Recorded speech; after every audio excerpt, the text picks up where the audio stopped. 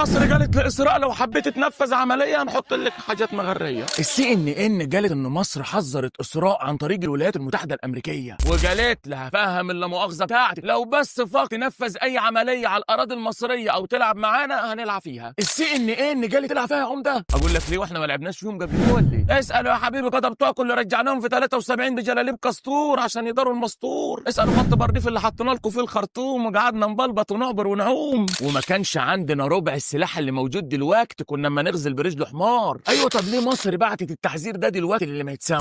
لانهم عملوها واستهدفوا ايران واليمن ولبنان وقطر، والنتن لسه طالع يقول لك هنستهدف اي قاده من بتوع الحركه اي مكان في العالم. وطبعا الفصايل دول لما يجوا مصر عشان المفاوضات احنا عارفين ومتاكدين ان هم لا يجرؤوا وبيفكروا 1000 مره قبل ما بس يتكلموا مع مصر، بس مصر حبت توجعهم وتفكرهم بالواوا اللي تحت الجلابيه الكستور. الحل هو تشكيل قوه عربيه موحده، ومصر شايفه اننا اتاخرنا وان جه الوقت انكم تستغنوا عن القواعد الامريكيه. واعتقد انكم اتاكدتوا ان بعد الضربه اللي كانت على بعد كيلو من قاعده العديد الامريكيه في الدوحه ومفيش حتى بومبه اتضربت منها ان القواعد دي معموله لخدمه اسراء واحلامها العسكريه واسراء الكبرى اللي اعلن عنها الناتن. ايه المشكله النهارده لما يتعمل في السعوديه وقطر وعمان قواعد مصريه بدل الامريكيه، وخصوصا ان مصر عندها القدره على ده؟ افهموا بقى يا عرب ان امريكا واسراء فردتين في الباس واحد، ولازم نتحد عشان نفلجهم على ابو حنان والنتن وشاروا له وعتوله.